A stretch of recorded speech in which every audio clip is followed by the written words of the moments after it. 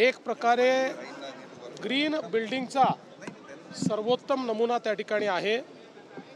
सर्व प्रकारचे green बिल्डिंगचे norms पूर्ण करणारी, या ठिकाणी निसर्गाचा संपूर्ण वापर करणारी, त्यासोबत एनर्जीचं कन्झर्वेशन करणारी आणि 100% जेवढी एनर्जी लागते तेवढी एनर्जी तयार करणारी अशा प्रकारची नेट झिरो बिल्डिंग ही महाऊर्जामध्ये आज तयार झाली। त्याचं उद्घाटन आम्ही केलेलं आहे। 2018 साली याचं काम सुरू केलं होतं। आज त्याचं उद्घाटन करताना मला अतिशय आनंद होतोय। आणि एवढंच नाही तर ऊर्जेच्या क्षेत्रात आणि अपारंपरिक ऊर्जेच्या क्षेत्रात महाराष्ट्राने अतिशय उत्तम काम केलेलं आहे। विशेषतः कृषी पंपांच्या संदर्भात आपण जर बघितलं तर गेल्या 1.5 वर्षामध्ये 2 वर्षामध्ये महाराष्ट्राने 5 लाख पंप लावलेले आहेत। संपूर्ण देशामध्ये 4 लाख पंप लागले आणि एकट्या महाराष्ट्राने 5 लाख पंप लावलेले आहेत। दुसरं, सौर कृषी वाहिनी योजनेच्या अंतर्गत 16,000 मेगावॅटचे फीडर हे आपण त्या ठिकाणी सोलरवर नेतो आहोत। त्याचं काम अत्यंत वेगाने चाललेलं आहे।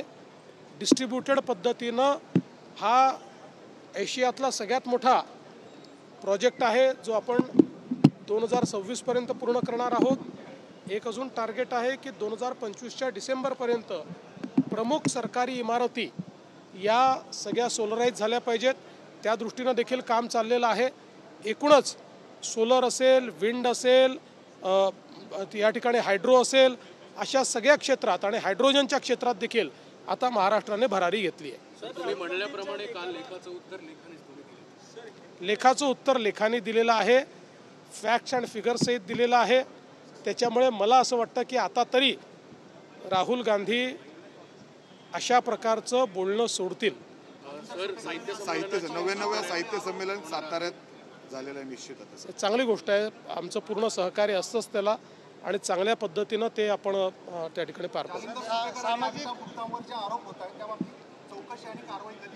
असं आहे की ज्या आरोपांमध्ये पुरावे असतील, जिथे तथ्य असेल तिथे पूर्ण चौकशी होईल आणि कारवाई होईल। ते आता गिरीश भाऊंना विचारा। सामाजिक विभाग आणि मागासवर्गीय विभागाचा विभागाचा निधी जो आहे तो लाडक्या बहिणीकडे गेलेला आहे, त्यामुळे त्या विभागावर अन्याय होते असं सांगितलं। आता मी हे तिसऱ्यांदा सांगतो आहे, केवळ जनतेने नाही माध्यमाने देखील समजून घेतलं पाहिजे की आपल्या बजेटच्या नॉर्म्समध्ये शेड्यूल कास्ट आणि शेड्यूल ट्राईब यांच्या वैयक्तिक लाभाच्या योजना त्यांच्या हेडखालीच दाखवाव्या लागतात। त्याची तरतूद ही त्या हेडखालीच करावी लागते आणि म्हणून अजितदादांनी बजेट मांडताना त्या हेडखाली ती तरतूद केली आणि आपल्या बजेटच्या भाषणात हे सांगितलं की आम्ही रेग्युलर तरतुदीपेक्षा किती जास्तीची तरतूद केलेली आहे आणि ती कशाकरता वापरणार आहोत। आपण निधी वळवला किंवा म्हणतो दुसऱ्या कामाकरता एखादा निधी ठेवला असेल आणि तो तिसऱ्या कामावर जर खर्च केला तर त्याला वळवलं म्हणतो।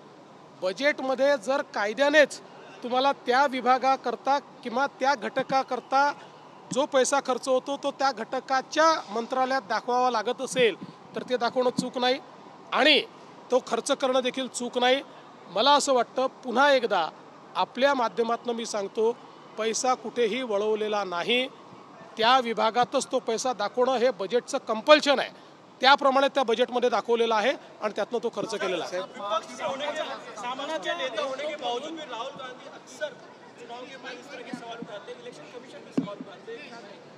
देखिए, मैं राहुल जी को इतना ही कहना चाहूँगा कि ताउम्र राहुल जी आप यही गलती करते रहे, धूल चेहरे पर थी और आईना पूछते रहे।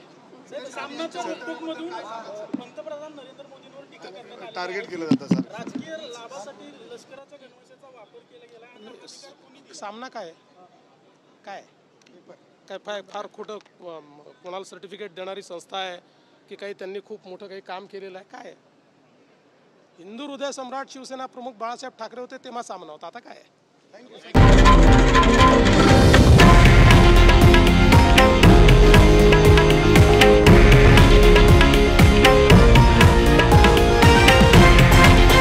हे आहे देशातील नंबर 1 न्यूज नेटवर्क आणि आपण पाहत आहात TV9 मराठी, एकमेव.